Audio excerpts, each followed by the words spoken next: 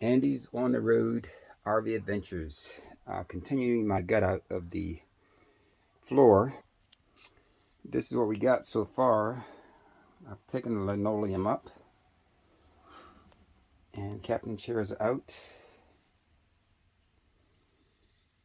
And we'll have all this done at some point. I'm in a rush.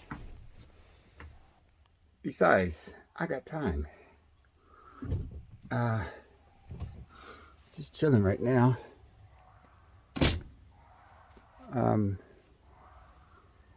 Doing it in stages. It's a beautiful day today. Today is October the what? I think it's the 27th, I think. I don't know. Look, forgetting time. That's what happens when you don't have to worry about a schedule. But there's part of the floor that's being torn out. And